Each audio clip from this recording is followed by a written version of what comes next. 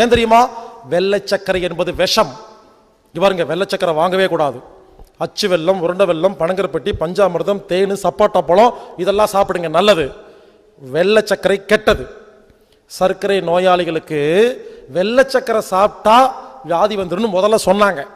அது மாறி போய் சர்க்கரை நோயாளிகள் இனிப்பு சாப்பிட்டா அப்படின்னு மாத்தி விட்டாங்க. வெள்ளை சர்க்கரை எப்படி தெரியுமா தயாரிக்கிறாங்க? முதல்ல சர்க்கரை தயாரிக்கிறதெல்லாம் சொல்லி கொடுத்துட்றேன், புரிஞ்சுக்குங்க. இந்த கரும்பு இருக்கு இல்லையா, கரும்பை ஜூஸ் போட்டு, கரும்பு ஜூஸ் ரோட்டில் விற்கிறாங்க இல்லையா, அதுதாங்க சர்க்கரை. இந்த கரும்பு ஜூஸ் எடுத்து என்ன பண்ணுவாங்கன்னா ஒரு குண்டால கொட்டி எரிப்பாங்க. கரும்பு ஜூஸ் சூடா எரியும் பொழுது அதுக்குள்ள கருப்பு கருப்பா அந்த அழுக்கெல்லாம் இருக்கு இல்லையா, அதெல்லாம் வரும் தனியா. மஞ்சளா பொன்னிறத்துல அந்த சர்க்கரை வரும். அதுல கொஞ்சம் ஹைட்ரோஸு, கொஞ்சம் சுண்ணாம்பு இதெல்லாம் கொஞ்சம் ஊத்துவாங்க. ஊத்தனா என்ன தெரியுமா, நல்லா பொங்கி வரும். அப்ப அந்த கருப்பா இருக்கு இல்லையா, அந்த அழுக்கையெல்லாம் ஜல்லடை போட்டு எடுத்து அந்த குப்பையை ஓரமா கொட்டிடுவாங்க. இந்த தகன்னு பொன்னிறமா எரியுது இல்லையா கரும்பு பாகு, அதை எடுத்து அதை கொண்டு போய் அச்சுல ஊத்தனா அச்சு வெல்லம், அதை கீழே ஊத்தி வெள்ளை கலர் துணியை, பருத்தி துணியை கையில மாட்டிட்டு பச்சை தண்ணியில கையை நினைச்சு அதை எடுத்து உருண்டை உருண்டையா மாத்தினா உருண்டை வெல்லம். உருண்டை வெல்லம் எடுத்துட்டு இருக்கும் பொழுது டைம் ஆயிரும், லஞ்ச் டைம் வந்துடும். இவங்க போயிட்டு வரக்குள்ள காஞ்சு போயிடும். காஞ்சு போனதெல்லாம் தட்டினாங்கன்னா அதுக்கு பேர் நாட்டு சர்க்கரை. இதே பனம் மரத்தில் வர அந்த பால் எடுத்து அதுல தேங்காய் எண்ணெய் ஊத்தினா பனம் கருப்பட்டி.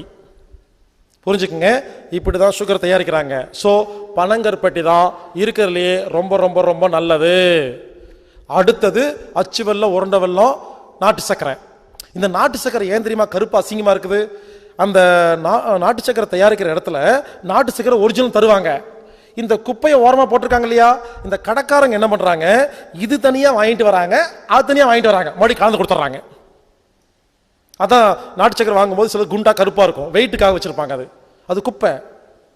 புரிஞ்சுக்குங்க, இதுதாங்க நல்ல சக்கரை. வெள்ளை சக்கரை எப்படி தெரியுமா தயாரிக்கிறாங்க?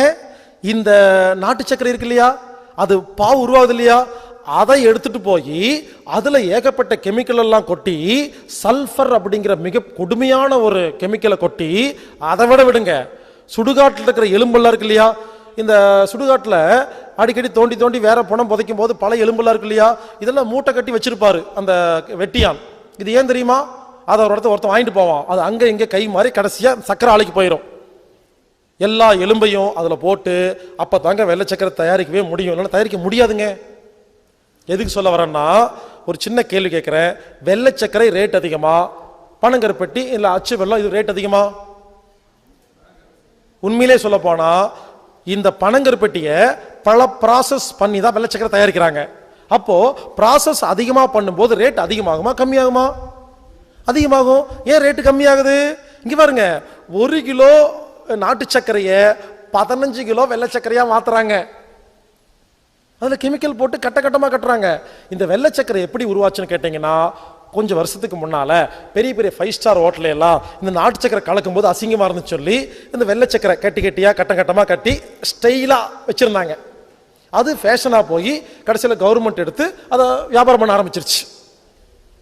புரிஞ்சுக்குங்க, வெள்ளை சக்கரை வாங்காதீங்க, வீட்டில் வெள்ளை சக்கரையே வச்சுக்காதீங்க. அச்சு வெல்லம், உருண்டை வெல்லம், பனங்கருப்பட்டி, பஞ்சாமிர்தம், தேனு, சப்பாட்டா பழம் இதெல்லாம் நல்லதுங்க. வெள்ளை சக்கரை கெட்டது. எதுக்கு சொல்ல வந்தோன்னா பாருங்க.